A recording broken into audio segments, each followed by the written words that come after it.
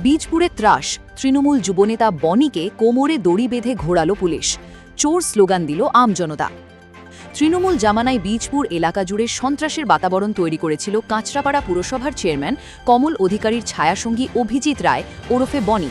2024 লোকসভা নির্বাচনের সময় ব্যারাকপুরের প্রাক্তন সংসদ অর্জুন সিংহের সাথে বাকবিতণ্ডায় জড়িয়ে পড়েছিল তৃণমূলের এই যুবনেতা। সেই ছবি দ্রুত গতিতে রাজ্য জুড়ে সোশ্যাল মিডিয়ায় ভাইরাল হয়ে যায়। সেই অভিজিৎ রায় ওরফে বনিকে বেশ কয়েকদিন আগে পূর্ব মেদিনীপুরের মন্দারমণি থেকে গ্রেফতার করে পুলিশ।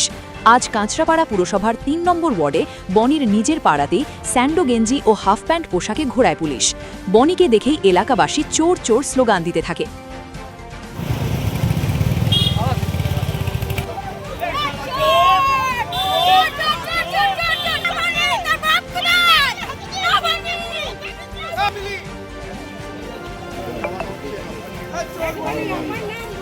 এই মুহূর্তে আপনারা দেখতে পাচ্ছেন 24 ঘন্টার লাইভ রিপোর্ট। যদিও দলীয় নেতৃত্বকে পাশে না পেয়ে তৃণমূল যুব সভাপতি অভিজিৎ রায় বলেন, যারা চুরি করেছে তারা এলাকা ছেড়ে পালিয়েছে।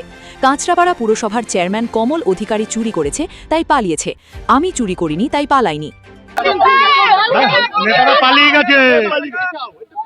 শুনুন, যারা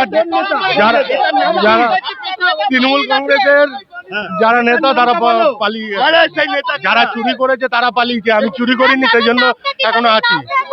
কারা চুরি করেছে নামটা বলে দাও না। কমল অধিকারী নেই, জানি না কোথায়। ওই তো আর কে আছে? হ্যাঁ, ওই তো বললাম তো, কমল অধিকারীর কথা বললাম তো। কি করছো? তোমার উপর কি প্রেশার? ব্যুরো রিপোর্ট, আজকের সংবাদ।